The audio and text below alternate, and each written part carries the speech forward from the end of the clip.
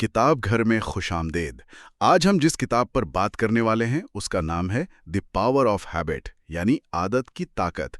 इसे चार्ल्स डुहीग ने लिखा है और ये किताब एक बहुत ही बुनियादी सवाल उठाती है। हम जो कुछ करते हैं वो आखिर करते क्यों हैं और क्या इसे बदला जा सकता है?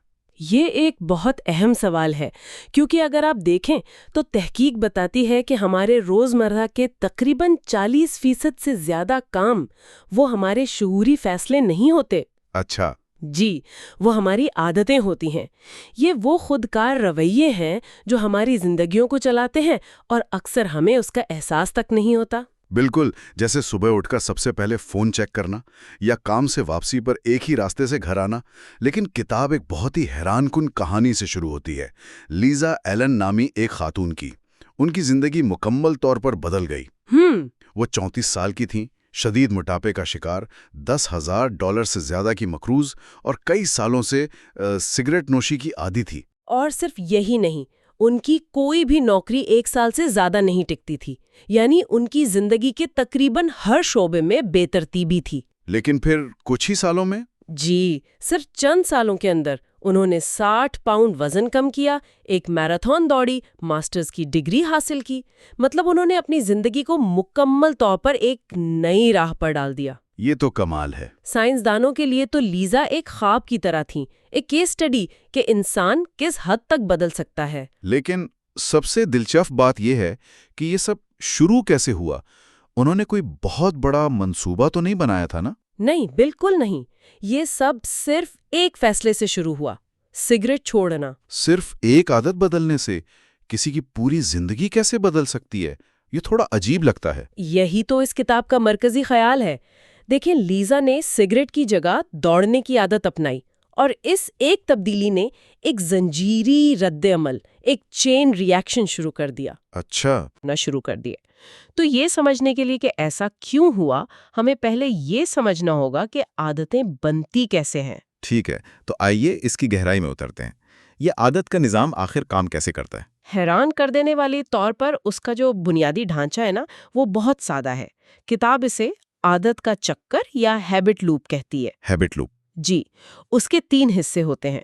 पहला है इशारा यानी क्यू। क्यों? यानी कोई भी सिग्नल? बिल्कुल, कोई भी ऐसी चीज जो आपके दिमाग को एक खास रवैया शुरू करने का सिग्नल देती है। ये कोई वक्त हो सकता है, कोई जगह, कोई एहसास, कुछ भी। जैसे दोपहर 3 बजे दफ्तर में थकावट का एहसास होना, ये एक इशारा हो सकता है। बिल्कुल सही। इस इशारे के बाद आता है दूसरा हिस्सा, मामूल यानी रूटीन। ये वो अमल है जो आप इशारा मिलने पर करते हैं। जैसे उठकर चाय पीना या कोई मीठी चीज खाना। जी, ये मामूल जिस्मानी, ज़हनी या जज्बाती कुछ भी हो सकता है। और इसके बाद आता है तीसरा और आखिरी हिस्सा, इनाम, रिवॉर्ड। ये वो मज़बूत एहसास है जो मामूल के बाद मिलता है और जो आपके दिमाग को बताता है कि हाँ, ये चक्कर याद रखने के काबिल है। सही। किताब में MIT के साइंसदानों की चूहों पर की गई एक तहकीक का जिक्र है। जी, एक बहुत दिलचस्प तहकीक है।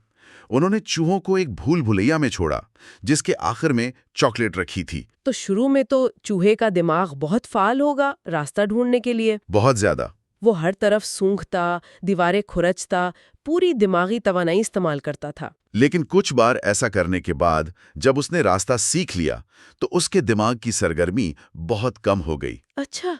जी, एक बार जब रास्ता आदत बन गया तो चूहे का दिमाग भूल भुलैया के बीच में तकरीबन सो जाता था। वो सिर्फ शुरू में इशारा मिलने पर यानी एक क्लिक की आवाज पर और आखिर में इनाम मिलने पर यानी चॉकलेट पर फाल होता था। इस अमल को चंकिंग कहते हैं, है ना? बिल्कुल, चंकिंग। दिमाग तवानाई बचाने के लिए मामूलात को खुदकार टुकड़ों में बदल देता है। तो हमारा दिमाग तवानाई बचाने के लिए शॉर्टकट बनाता है। यह तो बहुत कारामद लगता है, जैसे गाड़ी चलाना।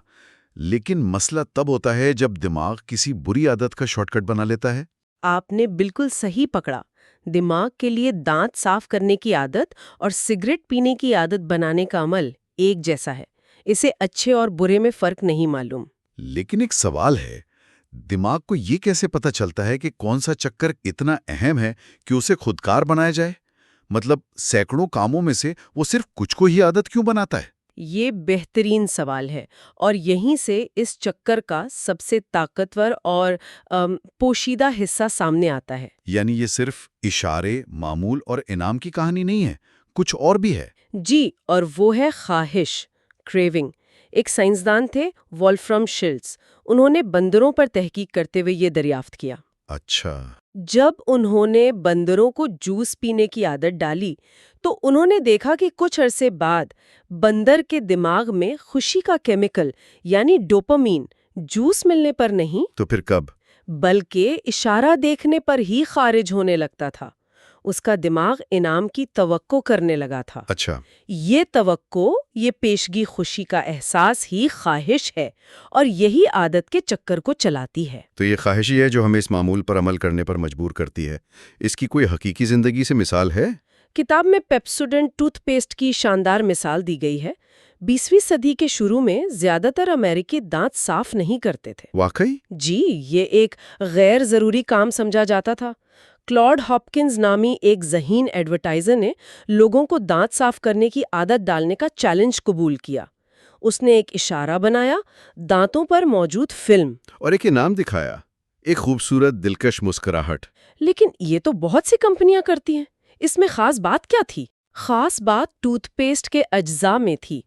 پیپسیڈونٹ میں کچھ ایسے کیمیکل تھے جن سے مسوڑوں میں ہلکی سی جھنجھناہٹ اور ٹھنڈک کا احساس ہوتا تھا۔ تو اس سے کیا ہوا؟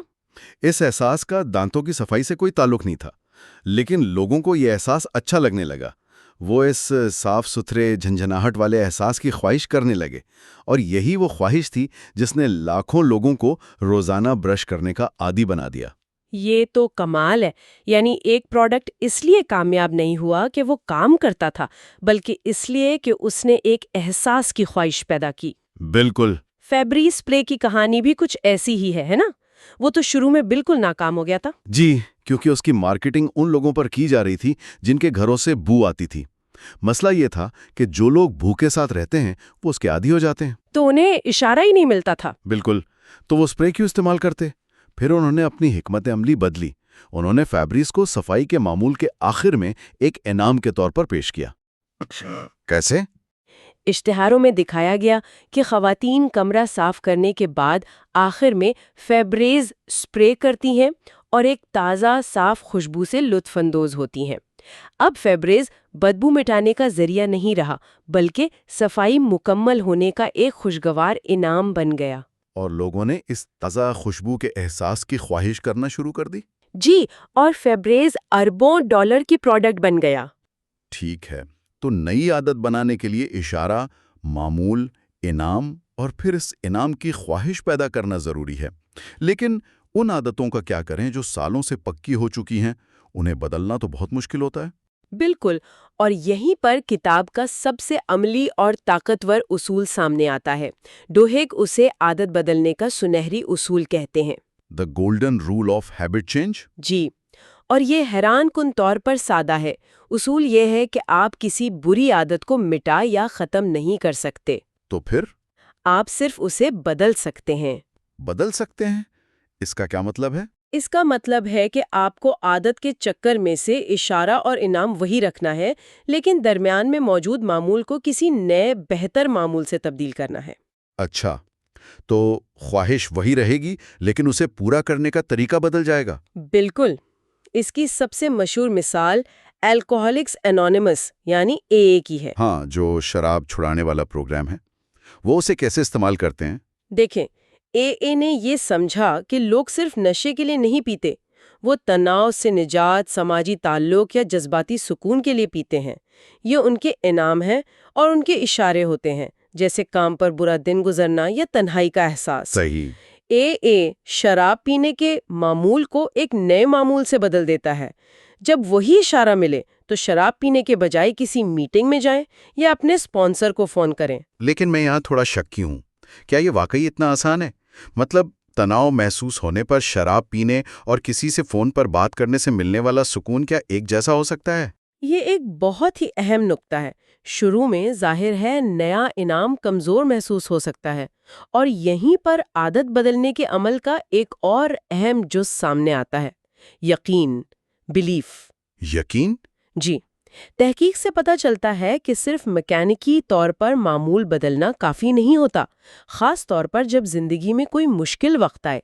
تبدیلی کو مستقل بنانے کے لیے آپ کو یہ یقین کرنا ہوگا کہ تبدیلی ممکن ہے۔ اور یہ یقین کہاں سے آتا ہے؟ اکثر یہ یقین کسی گروپ یا کمیونٹی کا حصہ بننے سے آتا ہے۔ اے کی کامیابی کی ایک بڑی وجہ یہی ہے۔ جب لوگ اپنے جیسے دوسرے لوگوں کو بدلتے ہوئے دیکھتے ہیں تو انہیں یقین آنے لگتا ہے کہ وہ بھی بدل سکتے ہیں۔ اچھا، ایک طرح کا اجتماعی یقین۔ جی، اور یہ سپورٹ سسٹم انہیں نئے معمول پر قائم رہنے کی طاقت دیتا ہے۔ ہم نے انفرادی عادتوں کی بات کی، لیکن لیزا ایلن کی کہانی پر واپس چلتے ہیں۔ ان کی تو ایک عادت بدلنے سے سب کچھ بدل گیا تھا۔ کیا کچھ عادتیں دوسری عادتوں سے زیادہ طاقتور ہوتی ہیں؟ جی بالکل، کتاب میں انہیں بنیادی عادتوں یا کی سٹون ہیبٹس کہا گیا ہے۔ کی سٹون ہیبٹس یہ وہ عادتیں ہیں جو ایک زنجیری رد عمل شروع کرتی ہیں اور غیر ارادی طور پر زندگی کے دوسرے حصوں کو بھی بدل دیتی ہیں۔ یہ چھوٹی جیتیں، اسمال ونز پیدا کرتی ہیں جو خود اعتمادی کو بڑھاتی ہیں۔ کتاب میں اس کی ایک بہت ہی غیر متوقع مثال ہے، ایک بڑی ایلومینیم کمپنی الکوا کی۔ جی، الکوا کی جب 1987 میں پال اونیل اس کے نئے CEO بنے تو انہوں نے سرمایہ کاروں سے اپنی پہلی تقریر میں منافع یا پیداوار کی کوئی بات نہیں کی۔ تو پھر کس چیز کی بات کی؟ انہوں نے صرف ایک چیز پر بات کی، کارکنوں کی حفاظت۔ یہ تو وال اسٹریٹ کے لیے بہت عجیب لگا ہوگا۔ بہت عجیب۔ سرمایہ کاروں نے سوچا کہ یہ شخص کمپنی کو ڈبو دے گا، لیکن اونیل جانتے تھے کہ حفاظت ایک بنیادی عادت ہے۔ وہ کیسے؟ سواری نظام کو سمجھنا اور بہتر بنانا پڑا۔ حادثات کیوں ہو رہے ہیں اس کی وجہ جاننے کے لیے انہیں مشینوں کو بہتر بنانا پڑا، کارکنوں کو بہتر تربیت دینی پڑی، اور سب سے اہم مینیجرز اور ورکرز کے درمیان رابطے کو بہتر بنانا پڑا۔ اچھا، تو حفاظت پر توجہ دینے سے دوسرے نظام خود بخود بہتر ہونے لگے؟ بالکل، ایک نیا نظام بنایا گیا کہ جیسے ہی کوئی حادثہ ہو، یونٹ کے صدر کو 24 گھنٹے کے اندر اونیل کو رپورٹ کرنا ہوگا اور اسے روکنے کا منصوبہ پیش کرنا ہوگا۔ اس ایک اصول نے کمپنی کے اندر رابطے کا پورا ڈھانچہ بدل دیا۔ تو بیوروکریسی ختم ہو گئی؟ جی، اور اچھے آئیڈیاز نیچے سے اوپر تک تیزی سے پہنچنے لگے۔ اس ایک بنیادی عادت نے پوری کمپنی کی ثقافت کو تبدیل کر دیا اور اونیل کے دور میں الکوا کا منافع 5 گنا بڑھ گیا۔ یہ واقعی طاقتور ہے۔ ذاتی زندگی میں ایسی بنیادی عادتیں کیا ہو سکتی ہیں؟ تحقیق کے مطابق ورزش ایک بہترین بنیادی عادت ہے۔ جو لوگ باقاعدگی سے ورزش کرتے ہیں وہ لاشعوری طور پر بہتر کھانا شروع کر دیتے ہیں، زیادہ صبر کا مظاہرہ کرتے ہیں اور کام پر زیادہ پیداواری ہوتے ہیں۔ اچھا، اسی طرح روزانہ اپنا بستر بنانا یا اپنے اخراجات کا حساب رکھنا بھی ایسی عادتیں ہیں جو نظم و ضبط اور خود پر قابو پانے کے احساس کو بڑھاتی ہیں۔ تو اس سب کا خلاصہ کیا ہے؟ میرے خیال میں سب سے بڑی بات یہ ہے کہ عادتیں ہماری تقدیر نہیں ہے۔ وہ ہمارے دماغ میں گہرائی تک پیوست ہو سکتی ہیں، لیکن وہ پتھر پر لکیر نہیں ہے۔ بالکل۔ انہیں بدلا جا سکتا ہے، انہیں دوبارہ ڈیزائن کیا جا سکتا ہے، اور اس کی کلید یہ ہے کہ آپ صرف قوت ارادی پر انحصار نہ کریں، بلکہ اس نظام کو سمجھیں جس پر عادتیں چلتی ہیں۔ اشارہ، معمول، انعام اور ان سب کے پیچھے چھپی ہوئی خواہش۔ جی، جب آپ اس چکر کو پہچان لیتے ہیں تو آپ اسے کنٹرول کرنے کی پوزیشن میں آ جاتے ہیں۔ سنہری اصول کا استعمال کریں، اشارہ اور انعام وہی رکھیں لیکن معمول کو بدل دیں۔ اور اگر زندگی میں بڑی تبدیلی لانی ہے تو کسی ایک بنیادی عادت پر توجہ مرکوز کریں، ایک چھوٹی سی جیت تلاش کریں جو مزید کامیابیوں کی راہ ہموار کرے۔ اور اس عمل میں یقین کی طاقت کو کبھی کم نہ سمجھیں، چاہے وہ یقین کسی دوست سے ملے، کسی کمیونٹی سے، یا خود اپنے اندر سے پیدا ہو۔ یہ تبدیلی کو ممکن اور مستقل بناتا ہے۔ تو آخر میں ایک سوال سوچنے کے لیے چھوڑ جاتے ہیں۔ اگر آپ کو اپنی زندگی میں صرف ایک بنیادی عادت کو بدلنا ہو جس کے بدلنے سے باقی سب کچھ خود بخود بہتر ہونا شروع ہو جائے، تو وہ ایک عادت کیا ہوگی؟ یہ ضروری نہیں کہ کوئی بہت بڑی چیز ہو سکتا ہے وہ صرف روز صبح 5 منٹ کی چہل قدمی ہو، یا رات کو سونے سے پہلے کتاب کا ایک صفحہ پڑھنا ہو۔ اس پر غور کیجیے گا۔ انسان اپنی عادتوں کا غلام نہیں بلکہ معمار ہوتا ہے۔ سننے کا شکریہ۔ اگر آپ نے اس ویڈیو سے کچھ نیا سیکھا ہے تو برائے کرم اسے لائک کریں۔